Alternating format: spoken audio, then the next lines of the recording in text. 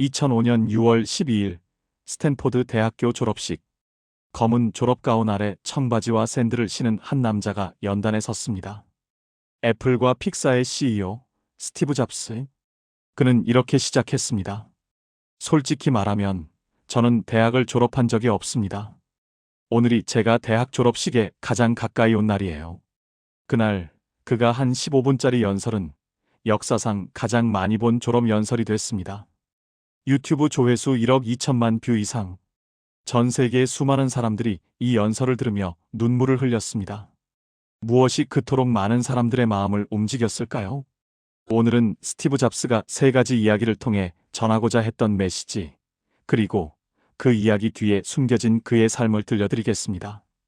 잡스는 말했습니다. 오늘 저는 제 인생에서 세 가지 이야기를 들려드리겠습니다. 그게 전부예요. 별거 아닙니다.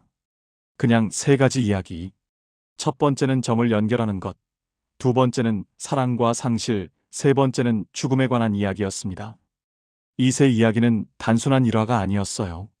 잡스가 50년간 살아오면서 배운 인생의 핵심이 담겨 있었습니다. 그리고 이 연설을 할 당시 그는 1년 전 췌장암 진단을 받은 상태였어요. 죽음을 코앞에서 경험한 사람만이 할 수 있는 이야기였습니다. 잡스는 태어나자마자 입양됐습니다. 생모는 미혼의 대학원생이었는데 반드시 대졸 부모에게 입양시키겠다는 조건을 걸었어요. 변호사 부부가 입양하기로 되어 있었는데 막상 잡스가 태어나자 그들은 여자아이를 원했다며 입양을 거부했습니다. 대기자 명단에 있던 노동자 부부에게 전화가 갔어요.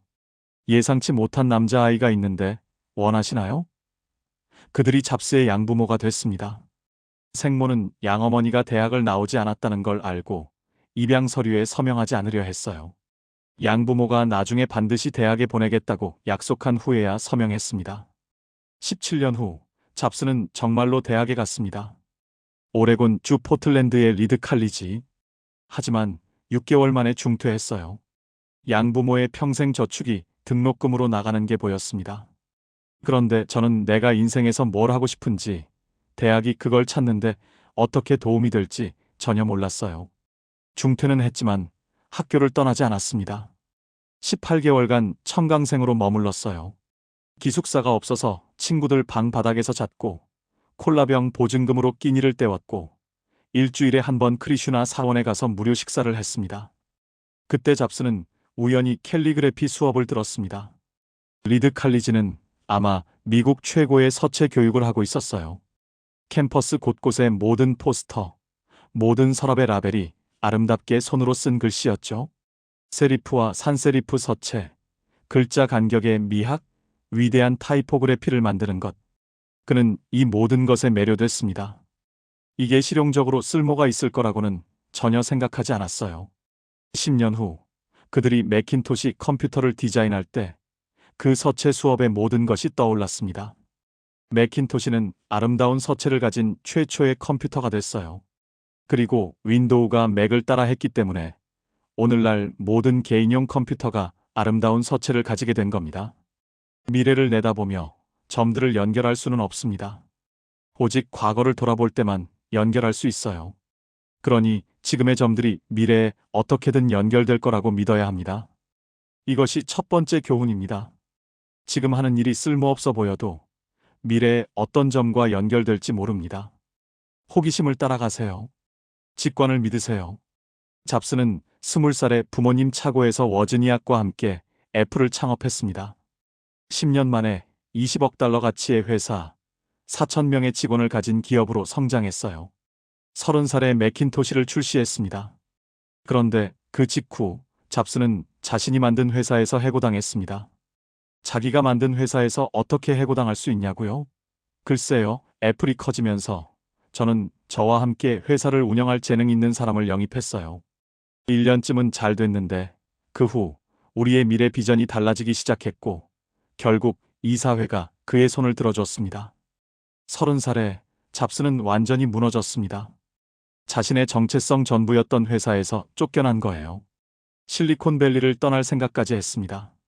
하지만 무언가가 그를 붙잡았습니다. 저는 여전히 제가 하는 일을 사랑했습니다. 애플에서 쫓겨났지만 그 사랑은 변하지 않았어요. 거부당했지만 사랑은 남아 있었습니다. 그래서 다시 시작하기로 했어요. 잡스는 넥스트라는 회사를 창업했습니다. 그리고 픽사에도 투자했어요. 픽사는 토이스토리를 만들어 세계에서 가장 성공적인 애니메이션 스튜디오가 됐습니다. 그리고 놀라운 일이 일어났어요. 애플이 넥스트를 인수하면서 잡스는 애플로 돌아왔고, 넥스트에서 개발한 기술이 애플의 부활을 이끌었습니다. 애플에서 해고당하지 않았다면 이 모든 일은 일어나지 않았을 겁니다. 쓴 약이었지만 환자에게는 필요한 약이었어요. 그리고 잡스는 로렌 파웰을 만나 결혼했습니다. 해고당하지 않았다면 그녀도 만나지 못했을 거라고 했어요. 때로는 인생이 벽돌로 머리를 때립니다. 믿음을 잃지 마세요. 저를 계속 가게 한 건 제가 하는 일을 사랑했다는 것뿐이에요. 사랑하는 일을 찾아야 합니다. 일에서도 연인에게서도. 17살 때 잡스는 이런 글귀를 읽었습니다. 매일을 인생의 마지막 날처럼 살면 언젠가는 분명 맞는 날이 올 것이다. 그 후 33년간 잡스는 매일 아침 거울을 보며 스스로에게 물었습니다. 오늘이 내 인생의 마지막 날이라면 지금 하려는 일을 할 것인가? 너무 많은 날 동안 답이 아니오면 뭔가를 바꿔야 한다는 걸 알았어요. 잡스는 말했습니다. 곧 죽을 거라는 걸 기억하는 것은 인생의 큰 선택을 할 때 제가 아는 가장 중요한 도구입니다. 외부의 기대, 자존심, 당혹감이나 실패에 대한 두려움. 이런 것들은 죽음 앞에서 다 떨어져 나가고 진짜 중요한 것만 남거든요. 연설 1년 전인 2004년 잡스는 췌장암 진단을 받았습니다. 의사들은 수술 불가능한 형태라고 했어요. 3개월에서 6개월 시한부. 집에 가서 정리하라고 했습니다. 하루 종일 그 진단과 함께 살았습니다. 저녁에 조직 검사를 했는데 내시경을 목구멍으로 넣어서 장을 통해 췌장에서 세포를 몇 개 채취했어요. 마취 상태였는데 아내가 거기 있었대요. 의사들이 현미경으로 세포를 보더니 울기 시작했대요. 수술 가능한 아주 드문 형태의 췌장암으로 밝혀진 거예요.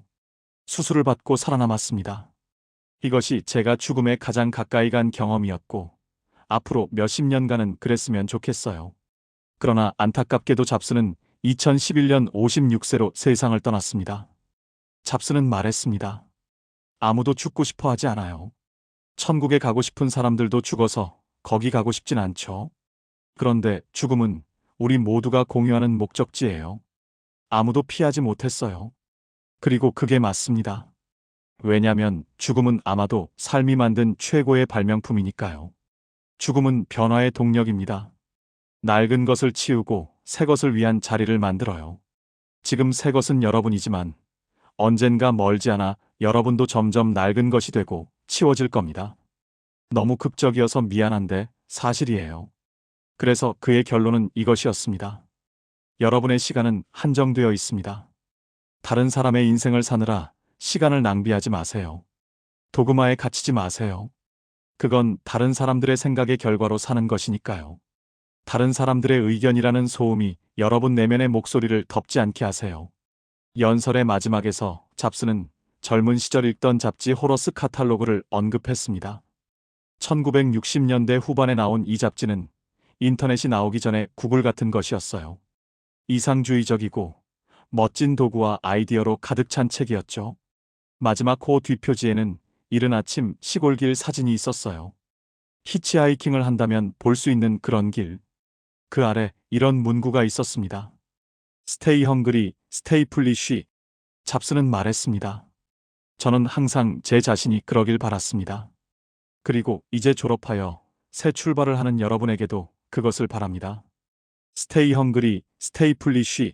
스티브 잡스는 2011년 10월 5일 56세로 세상을 떠났습니다. 췌장암과의 싸움 끝이었어요. 하지만 그가 남긴 이 연설은 여전히 수많은 사람들에게 울림을 줍니다. Stay hungry, stay foolish. 갈망하라. 우직하게 나아가라. 여러분, 지금 하고 계신 일을 사랑하시나요? 만약 내일이 마지막이라면 오늘 하려는 일을 하시겠습니까? 잡스가 우리에게 전하고 싶었던 건 결국 이것입니다. 여러분의 시간은 한정되어 있습니다. 다른 사람의 인생을 사느라 시간을 낭비하지 마세요. 가장 중요한 것은 여러분의 마음과 직관을 따를 용기를 갖는 것입니다. 늦게 피는 꽃이 가장 아름답습니다. 당신의 위대한 인생 이막을 응원합니다. 지금까지 위대한 늦각이었습니다.